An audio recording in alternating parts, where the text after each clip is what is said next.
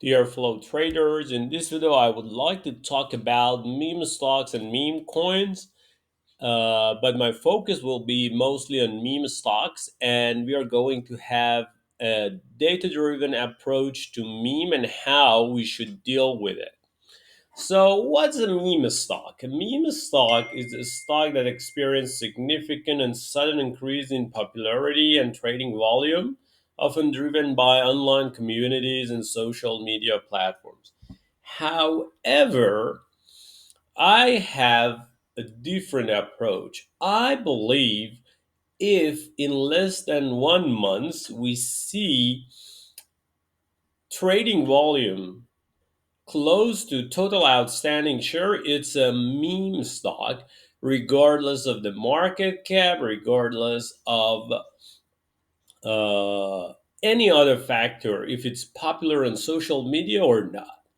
With this approach, if we are looking at the data, if look we are looking at the data of the past month, you can see here the price volume for 1 month. You see Tesla is the most traded asset, and then followed by Nvidia, Palantir, Apple, Microsoft, Amazon, Meta, uh, United Health Group, Google, MicroStrategy, Google, AMD, and so forth, so and so on. Here, if you're looking at the total dollar value of all the trade, it was above 11 trillion 700 billion dollars, which is around 11% more than the usual months of the market, which is around 10 trillion. So if you're looking at the past trading year, the average is around 10.2 trillion. So you see a 11% increase in the monthly trading value of the whole stock market.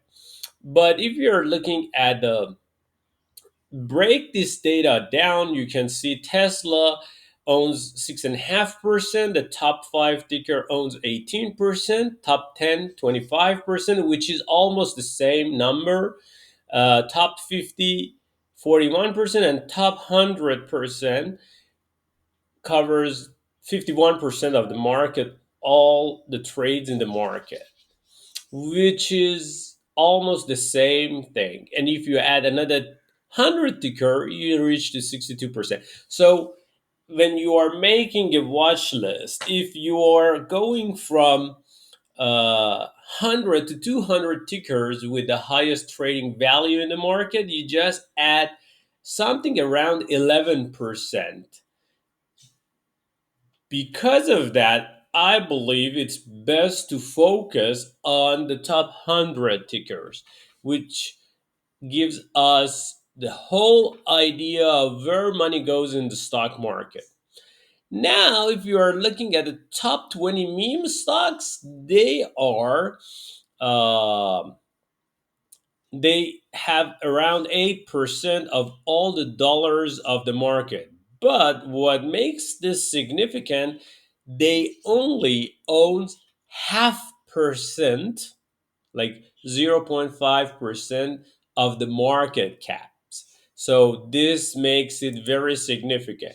If we go to this list, you see the market cap is half percent, while the 8% of all the US dollars exchanged during transactions of stocks went to these 20 tickers. Look at these names: Palantir, MicroStrategy, Coin, HIMS, Corviv, Hood, Supermicrocomputer, Q, BTS, Oklo, RDT, Reddit, IonQ, First Solar, Tempus AI, Rigetti, Skechers, SoFi Technologies, Mara Holding, American Airlines, United Celestial, and Rocket Lab. Now let's go and look at the charts of these 20 tickers in the past trading year. If you are make a watch list, you can see this is Palantir. They are not following the rules of linear movement. Most of them move exponentially, as you can see it here in Palantir, MicroStrategy, exponential move, then crash and then move up. Coin, you can see the coin also experience exponential move here, followed by the crash, then again upward move. We got the coin. If you remember, like the coin, we got the call option, we got the stock when it was around 170. Before this candle, we got into coin. If you're looking at HIMS, again, exponential move, sudden crash, another exponential move. Corviv, we got involved here, we got out here. Unfortunately, my first prediction was around 115 to 125. My stop loss, my stop loss got triggered when it crashed from 96 below 90 here, and then but we had the call option here, which we closed with 270%. Let's go and see Hood for the past year. Another exponential followed by the crash and then another exponential move. Super microcomputer exponentially crashed in the past year. However, if you're looking, it experienced a crazy move before that. So this is the reality here. Exponential move, sudden crash, exponential move, sudden crash, and another exponential move. In here, you can also see Oklo again, exponential followed by consolidation, exponential, exponential crash, and then exponential move up. Reddit, exponential move, which is very crazy, and a sudden crash. IonQ, exponential move, sudden crash. First Solar, if you're looking here, you just see the heavy crash from here to here, but you see exponential move, exponential crash. Tempus AI, you remember I published here, it's gonna, and it moved again 100%. You see exponential moves and exponential crash. SoFi, again, same thing, exponential move followed by heavy crash.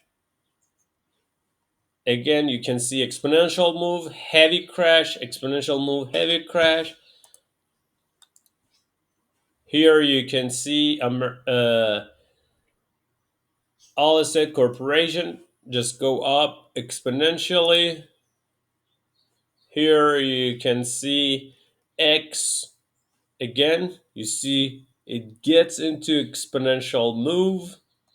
Look at these big candles. And then Rocket Lab, exponential loop, significant crash, and then move up. So, what is common about these stocks? They have relatively very big candles. And what we cannot do is to use the same trailing stop loss, because it's going to take out of the trade very soon, like what happened to us in Corvid. So for me, it's like 10-12% trailing stop loss. And as you can see it here, the trade was closed here with 127% gain. However, this could be today if we had it was another 150% on top of that. We could had another 150%. So, and this was just like one day mistake. However, if you're looking at here with the same trailing stop loss rule, you see when it's down from 130 to 105, it's almost 20%. It could get us out. What I mean by this, it means we cannot have the same rule that we use, for example, for assets like Apple, Microsoft, Google, Amazon, and we cannot use those rules for these because they behave differently. they behave differently. And they are risky assets. They go up sharp, but they crash sharp as well. You probably remember, like, if looking at this, like with Rigetti, so, or if you're looking at Rigetti, you remember we got involved when it was $1.02, and it was around here, and it went all the way to 21 42, 16 times higher in less than 3 months. Then it crashed in 5 days. In less than 5 days, it crashed to $5 again, 5.95. So this is the typical behavior of a meme. It goes up exponentially, it comes down exponentially. And you can see it is like they always have very low volume, increase in volume, and then the volume subsides and the price goes sideways. The same thing was true about Corviv. You see, we haven't seen that peaked volume. You see, it was very low. We got involved below 40. It went all the way up to 150. Today, the highest price it see today is 149.39. So, having said that, be careful in future trades. If something experience a frenzy, we have to uh, because we need to be careful about our trailing stop loss rules, because these are not the normal stocks. And if you are looking at these 20 tickers here, we have 20 tickers, half percent of market cap with 8% of all the dollar value, like 16 times more than it should be. And they are all among the top 200 tickers of the market.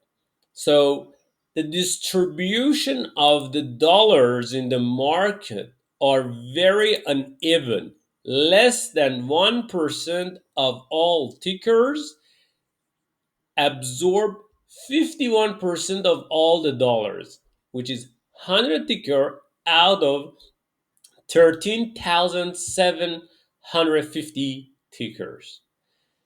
This disproportionately distribution makes these top 100 tickers the most important ones.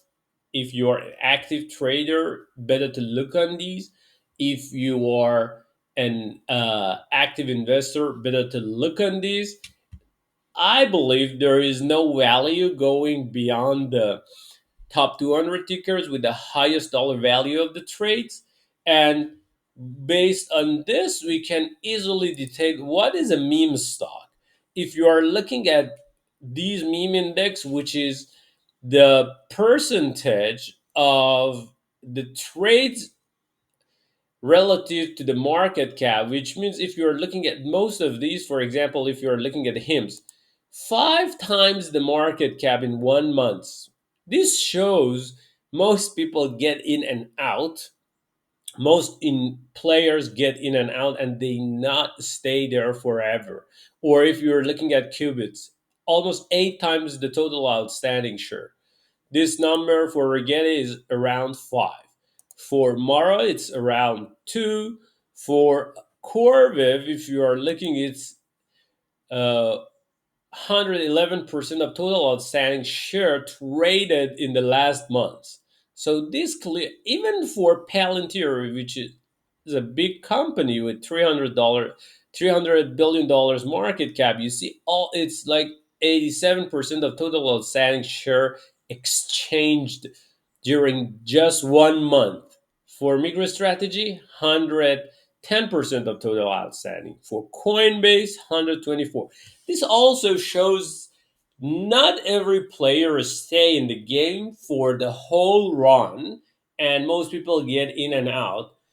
It makes it easier if you trade it like this, and you have this mindset that if you find a frenzy, it is very, very unlikely that you have the whole gain of the whole trade. You must be very, very lucky to get out in time, because if you don't do that, these tickers show that in 1 to 3 weeks they can lose up to 70% of all the games. So on one hand, you should be happy because they give you very asymmetric gains if you get involved early before they become very hot, like what we did in Rigetti when it was $1.02, it go to 21. Like what we did with Solar Edge when it was $10, it went up to 24. What we did with Corby when it was below 40, it went to 150 in less than 5 weeks. And look at all these examples, you see that we got involved with many of those. However, I couldn't detect many others. I've never published anything about hymns, hood, and this is like, but if you are looking at the all the tickers involved in quantum computing and modular nuclear power plants like Oklu, I publish about these. I publish about Tempus AI, but I never recently published anything about SoFi. However, if we go back enough, you can see my uh, ideas published about SoFi and hoods. It is not easy to detect all of them. Don't expect yourself to detect all of them and participate and be in the game for the rest, like for the whole party. You because it is risky. You see that this is like Palantir, and you can see from 125 to 74 happened in just 2 weeks, less than 3 weeks. When I said like this is like the biggest one, others experience the same thing. You see that. So it is almost impossible to be in the whole game, but there are still ways to make money out of it. Thank you for listening to me. I hope you learned something from this analysis.